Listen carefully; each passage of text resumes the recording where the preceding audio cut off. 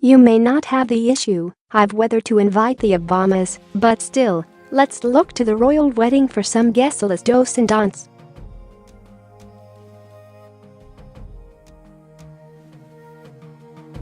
Forget all that horse manure about sanctifying your relationship before God and in the presence of your loved ones.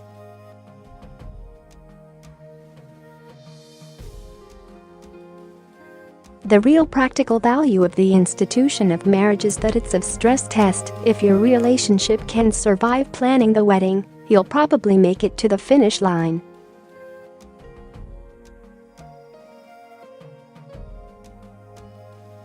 World leaders to Miss Union of Prince Harry and Meghan Markle. Read more. Of all the many nightmares involved in this dreaded process, drawing up the guest list may be the worst.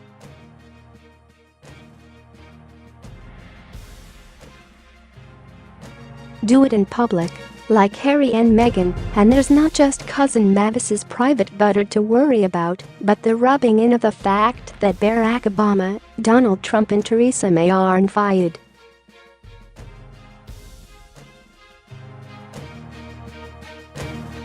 There are 6 categories of guests that can cause real difficulty. People you're related to, but who you hate.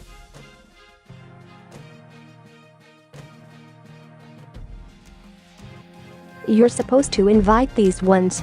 It's kind of the form. Don't be like the bride I know who caused all sorts of difficulties by asking her husband to uninvite his father on the eve of the wedding.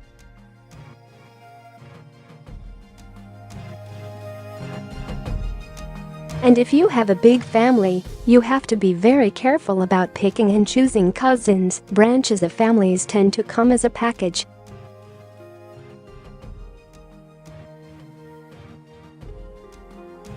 If there are relatives you really can't stand, the trick is to invite them, then take revenge with the seating arrangement.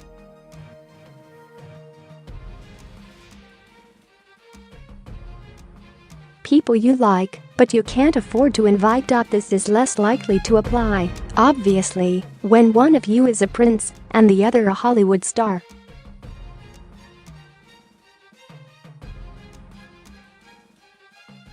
But that gives you less wriggle room too. If you're both only moderately off and you're paying for it yourself, less close friends will, mostly, be understanding if they get a tier to come for a drink afterwards, but not the 3-course dinner invitation.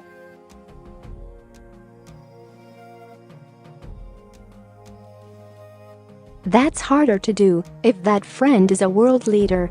Why is South Korea invited to dinner, while the DPRK only gets pints and stovies? The North Korean ambassador might wonder. International incidents have started over this.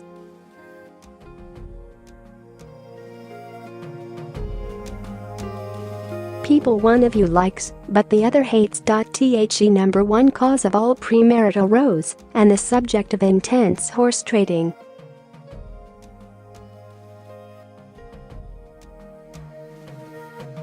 Is it his boorish old drinking buddy who is guaranteed to number me to a bridesmaid or crack a vile joke to her father the vicar? Or is it her over-emotional schoolmate who will dominate the karaoke before bursting into tears and making it all about her? Former lovers are a particularly tricky subcategory.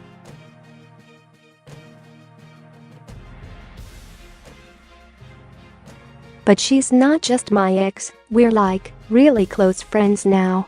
Or, okay, write down which of these Cressitas you haven't banged right now, or the wedding is off.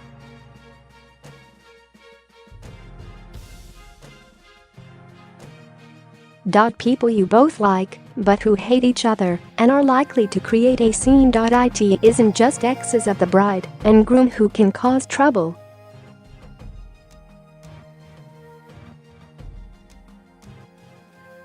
In any large and long-standing friendship group, there will be personal and romantic tensions.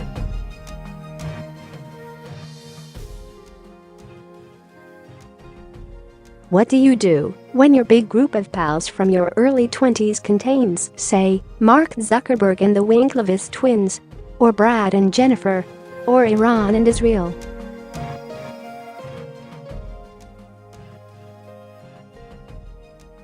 People you don't know that well, but who are a bit famous, and so add glamour. Again, a different case if you, the bride and groom, are a bit famous and bring the glamour yourselves.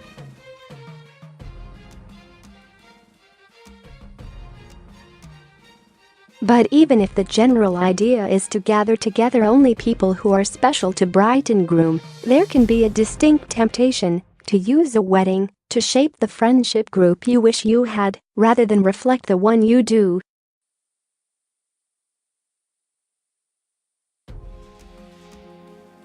But if there's a one-in, one-out policy, you have to decide between the exciting new friend against the old but boring one who you haven't seen for a couple of years, but who will still take grave offense if they are not invited.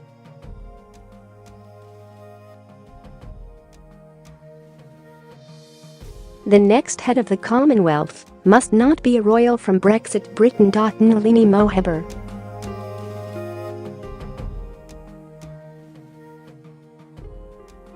Read more. People you like, but whose partners are awful. Yo, you pretty much have to suck this one up.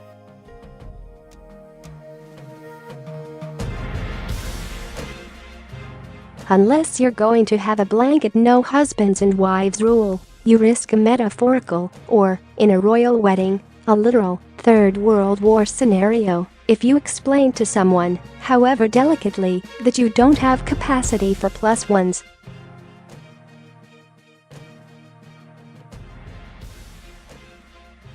And a blanket no partners or no blanket partners rule can cause even more trouble than that.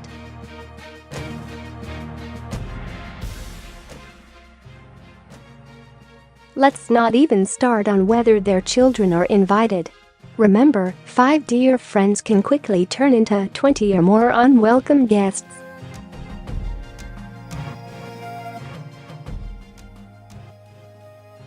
Is there a way around all this? Not if you're determined to get married, there isn't.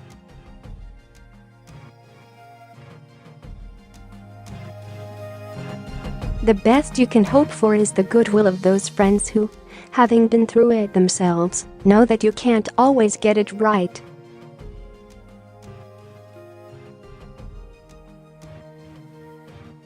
If Harry and Meghan don't invite me, for example, I shall be gracious about it. I know that it's my wife they can't stand.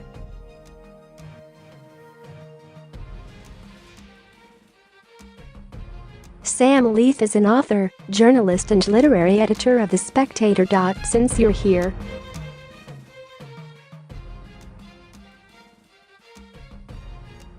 we have a small favor to ask.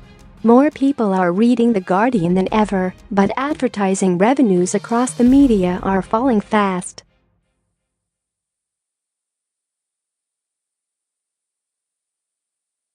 And unlike many news organizations, we haven't put up a paywall. We want to keep our journalism as open as we can.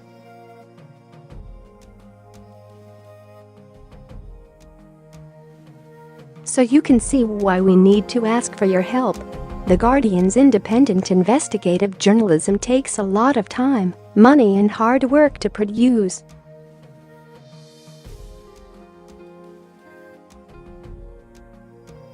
But we do it because we believe our perspective matters, because it might well be your perspective too.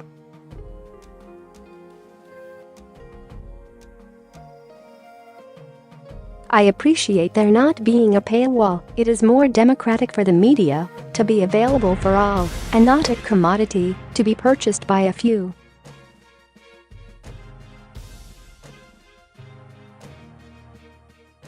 I'm happy to make a contribution so others with less means still have access to information.